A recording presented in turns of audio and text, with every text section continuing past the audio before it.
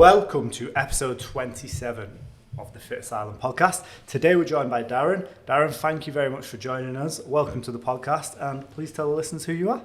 Hi, my name's Darren Feldman. Just recently become a personal trainer with foxholefitness.com and been invited to Declan to do this podcast. Yeah, I wanted to get you on the podcast because I feel like you've got a lot of value you can add to people. Every time I've spoken to you, you're so passionate about not only fitness, but also rowing in particular. So tell people, how did you get involved in sport in general and rowing in particular? Well, I guess I've always been active, be it football, basketball, cycling, then turned to rowing after my knee injury. And I've been doing it on and off ever since, and now rowing in the top boat for Broxbourne Rowing Club, and competing with like guys in their 20s. So amazing journey so far then. So when you say competing in the top boat, does that mean that's like, does he have different like teams, like first team, second team, stuff like that? Effectively, then this is for the club. So it's called the senior squad, and basically it's about getting your split times down as much as possible, and posting good times to the group, so then the rowing coach can see your performance and assess from there whether you'll be included in the squad, the teams for the heads of races or regattas. Nice, that's really impressive. Are you looking forward to a competitive season next year? I am, so hopefully be injury free, and then we'll see what happens. And when does the season start? It started now, September, so it's going to be intense. Nice. When's your first kind of race competition? They're actually coming up when I'm going abroad. So, look at you. So, yeah, well, typical. So it won't be laying on the beach; it'll be scuba diving. So nice. So you'll still be being active. Yeah. What made you want to be a personal trainer then?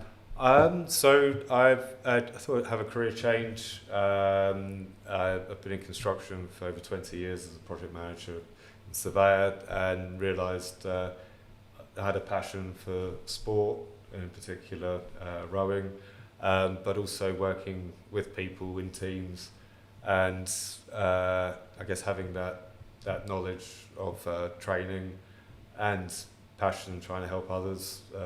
What better way to do it than be a fitness coach or personal trainer? 100%. I would say it's one of the most rewarding jobs out there.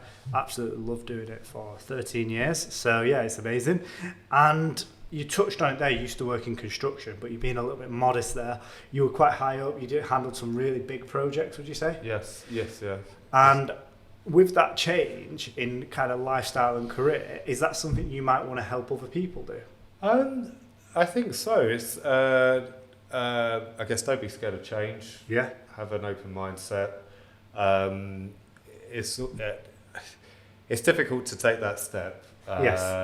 If you're used to the daily process of a certain career, and any change people aren't open to. But I've never been happier. I've never been fitter.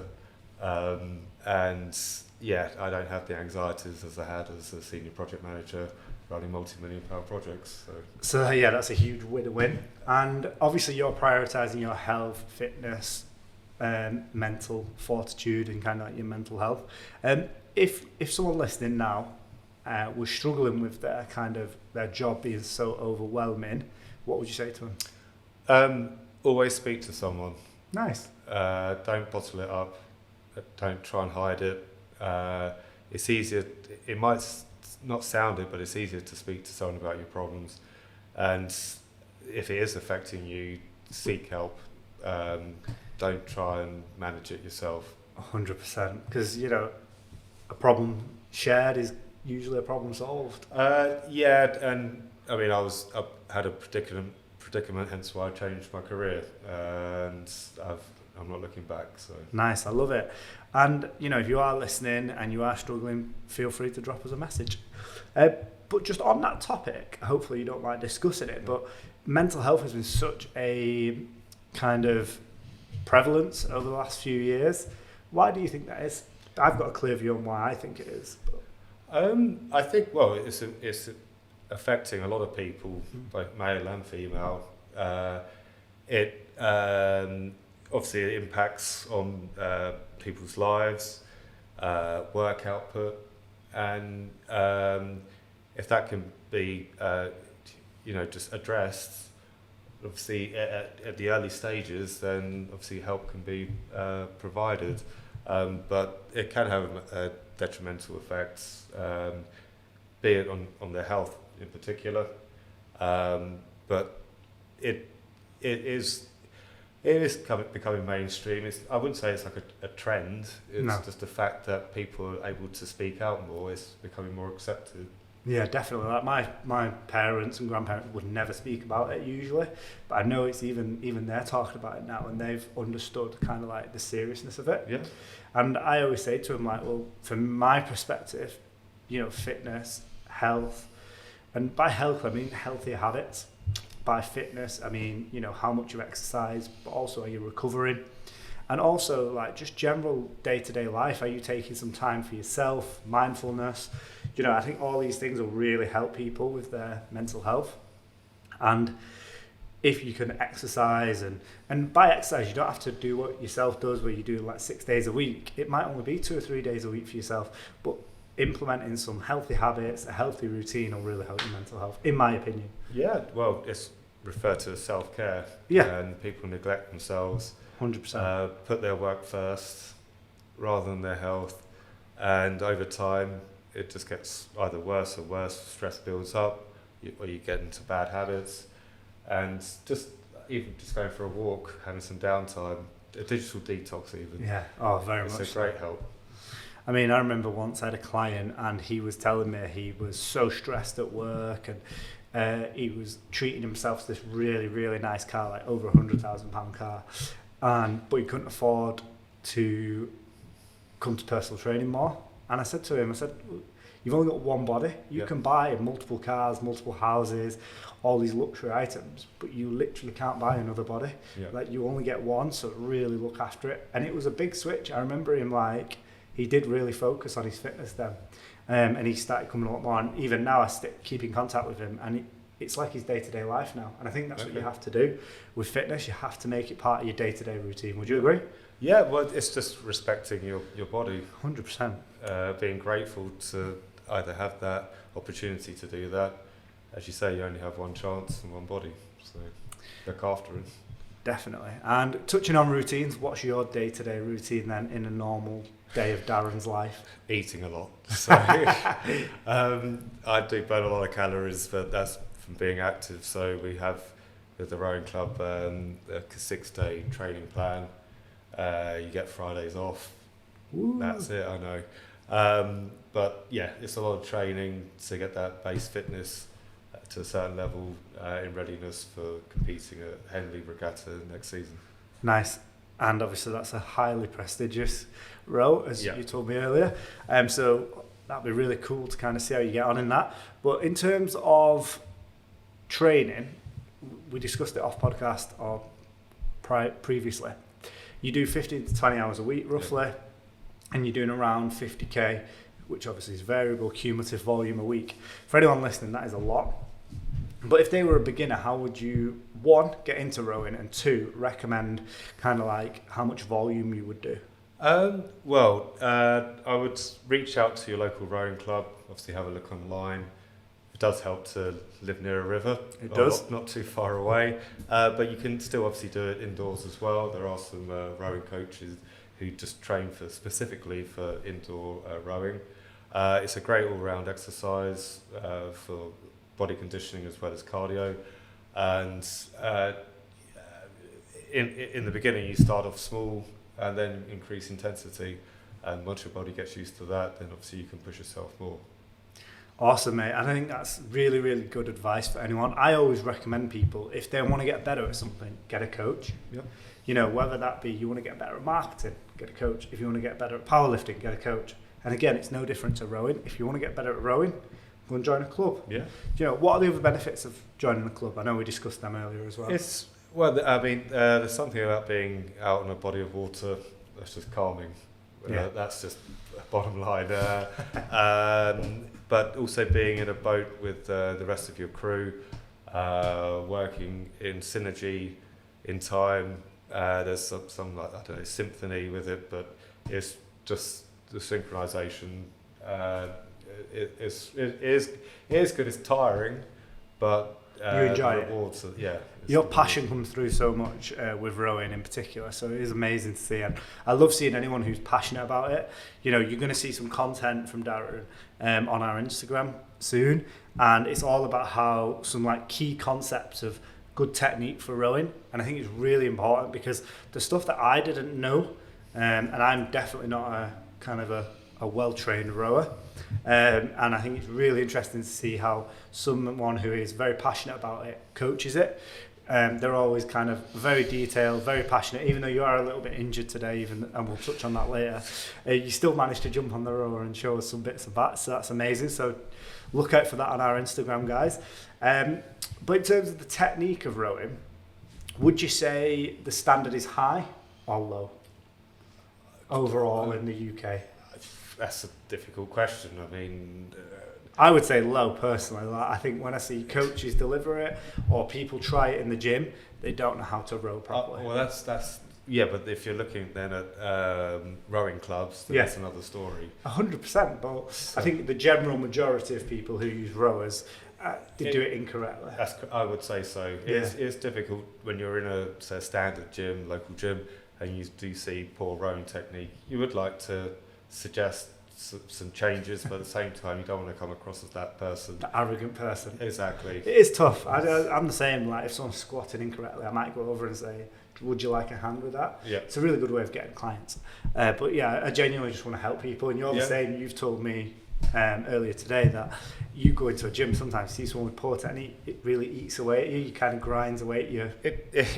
You start to lose your focus in your own technique because you're more bothered about them. And then it distracts you, but what can you do? Exactly. And I touched on it earlier, you are injured. Why are you a little bit injured and tender and sore today? A little bit. Sorry, that's an understatement. I competed. I entered an ultra marathon, which is the lap of Lake Windermere. Nice. It hurt. It wasn't flat, clearly. 47 miles. Yeah, 47 miles. It took me 17 hours. Twisted my ankle about 5 or 6 times, and looks like I'm going to be losing my big toenails and some other toenails as well. So, yeah. No wonder you eat so much, yeah.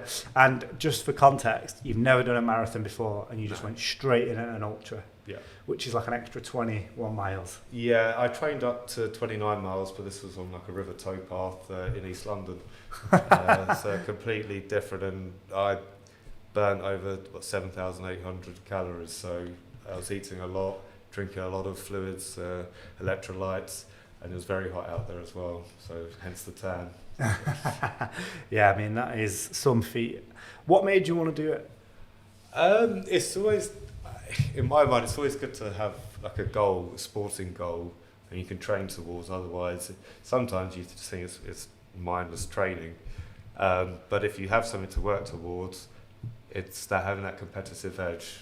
Yeah, 100%. In life, if you've got any goal, I think it's really important to have that goal, because once you've got a goal, you can kind of build steps or draw a roadmap on how you get to that goal. Where, like you've said, I've been in that situation before where I'm just aimlessly training just because it's my routine. Where I think if you do have an end goal, like you've got your regattas next year, so that's a clear goal for you. You know, and it's the same with anything. Whether you're doing a course, whether you're saving up for a house, having a clear goal is so important. So anyone listening, set yourselves a goal and then work backwards from there on how you're going to reach that goal potentially. Have you got any other cool challenges coming up? Cool challenges. Anything that's kind of like anything you want to do then, just in general? Oh gosh. I said I wouldn't do another cycling event. My friend and I finished, it was 112 miles in South Wales, South Wales Sportive. We're deciding to do a 150 mile coast to coast event on a tandem bike. So that's May of next year. Jeez. Are you raising money for charity? Yes, so this year was for Great Ormond Street Children's Hospital, which was very close to my family, saved my nephew's life. So, so yeah, I've been raising money this year for them, and maybe may continue that into next year as well. Nice. Do you know how much you raised? So the target was £2,000, so £2,000, and I think we're at 2,365, something like that. Wow, that's so good. That'll go a long way to helping. Yeah, I mean, it is, and the thing is, it is difficult to ask for donations, obviously. In this current climate? Yeah, but we won't talk about that. No, it's a tricky podcast, that. So, and in terms of you going on to become a personal trainer, you've already got a job lined up. Do you want to tell us a little bit about that and what that entails? Been given the opportunity to work with Hertfordshire University, who have like an affiliation with Broxbourne Rowing Club, where I'm a member.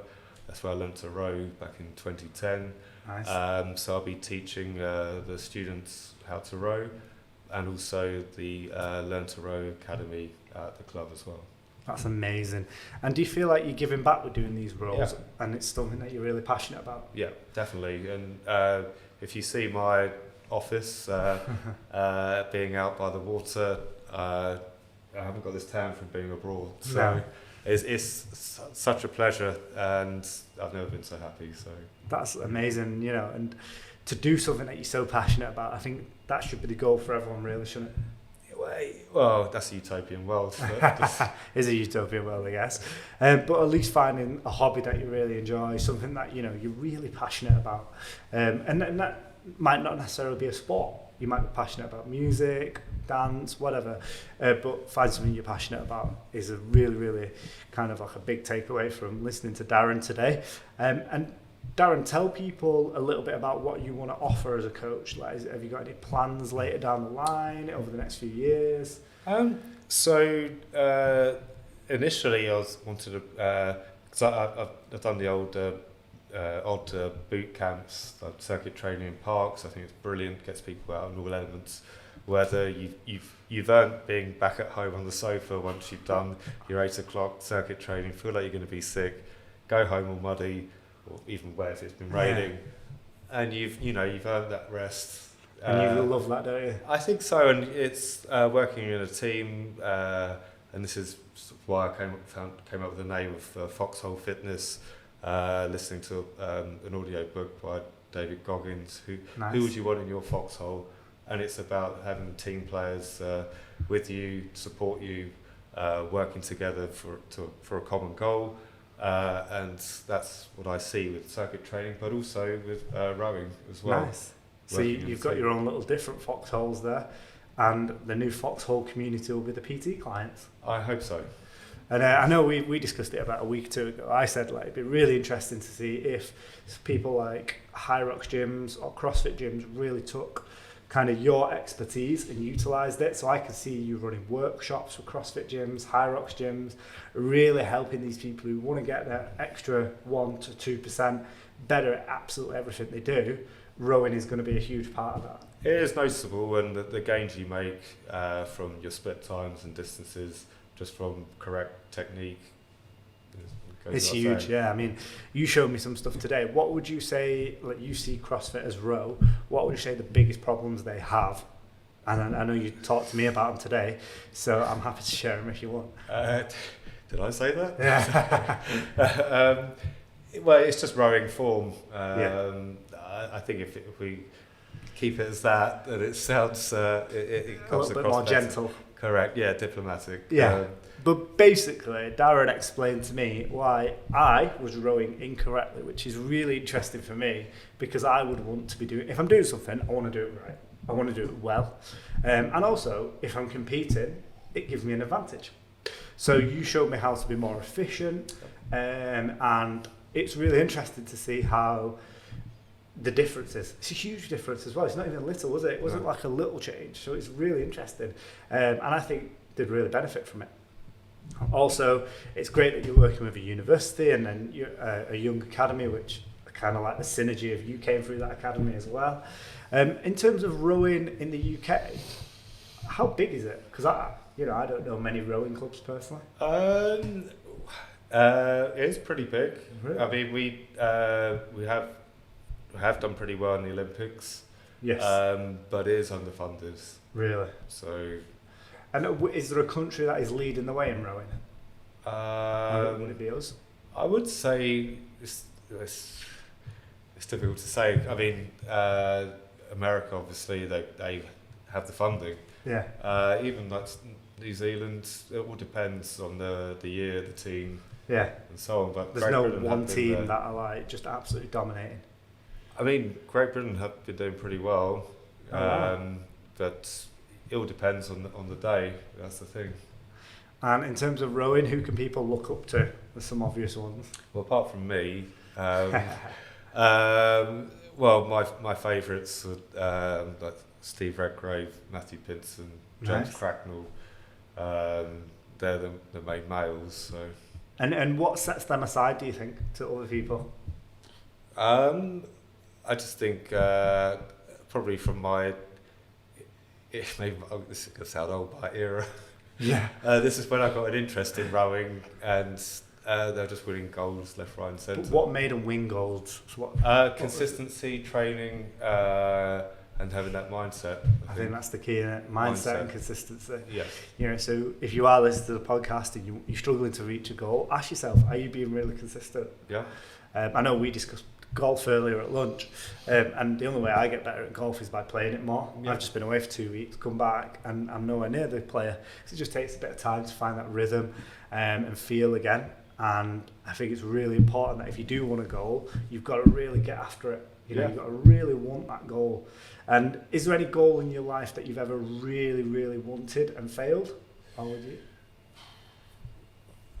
Holding down a girlfriend. That's a tricky one. There's no advice on this podcast for that. No, It's a good one. No, not that I'm aware of. No. Just persistency is key. Consistency is key. I like it. And we have like a tradition on the podcast where we give one tip, or you give one tip to people currently in education. And actually, you're someone who kind of loves education. So first of all, tell people about your education and all the different courses you've done, and then give us one tip for education, people who are in it. So if they're listening to this podcast and they're in education, what would your one tip be? As in fitness? No, any education. Any just education in general. Because as Fitasylum, we run multiple courses through different disciplines. And my background, I've come from a construction background, a chartered surveyor, I've done my degree in building surveying. That must be quite hard though. Yeah, but back then, like 20 years ago, even longer, admittedly, I didn't know what I wanted to do with a career. Listen to your parents, suggested surveying, did it, didn't really enjoy it, still could fall back on it, but obviously you have the exposure of working on Fitasylum and the personal training course. Thankfully passed that. Nice. And due to start the British Rowing Club Coaching course, so I'll be certified. And there's a view to becoming going to sports psychology further down the line, but it'd be nice to stop studying, I think. For a little bit? Yes. So maybe that's your tip, have a break from studying. I think so, and have a fresh look at it, a fresh approach. Yeah. I remember you saying as a youngster you wanted to become a nutritionist, which is crazy. That's pretty cool. So you've always been interested in it? Yeah, I still actually have my weight training book, Joe Wilder, weight training system, a bodybuilding system, that's it. Nice. And yeah, this was like 21, I think, or something. I can't remember. It's a fairly old book. It is. I know is it the oldest book you own? No, it's the Bible, is it? No, it's pretty old, I think, but still applies to very today. relevant. Yeah. And I think that's a really key point. In the industry, obviously, research changes, but a lot of the key principles, a lot of the basics, they've been so well researched that they're not going to change. So some of the basics, are still the basics now, or most of them are. And then the other tip we always give is one tip for professionals. And I think you've been a high-class professional, and you're going to go into a new profession. What's one tip you would give professionals? Don't take work seriously. Nice. Self-care? I think, it's always about self-care. Don't take work problems home with you. They're at work. Your personal time is your personal time, and appreciate that. I think that's the best way forward. Nice. And on every podcast, we always say, what are you looking forward to in 2023? But we've only got 3 months of the year left, which feels like it's gone really quick. So what is one thing you're really looking forward to in 2024? Competing at Henley. Nice. So you've got a clear vision. And you didn't even think about that, did you? It was literally straight off the tongue, which is amazing. That's what I'm working towards, and every day at 6 o'clock. But you've earned your food, you've done your training. And I think it'll be. My parents would love to see me there. They can wear obviously the attire, they'll have a great day out, Pims and picnics and so on, and enjoy life. Yeah, that's lovely. Darren, thank you very much for coming on the podcast. Have you enjoyed it? I have indeed. Thank you for inviting me. Awesome, mate. Enjoy your drive back to London. That's going to be a bit... Thank you. It's a long one. You've just timed it just right, so I'll hit rush hour. I apologise. Thank you very much, guys, for listening. And if you've enjoyed the podcast, guys, leave us a comment and a review. Thank you very much. Thank you.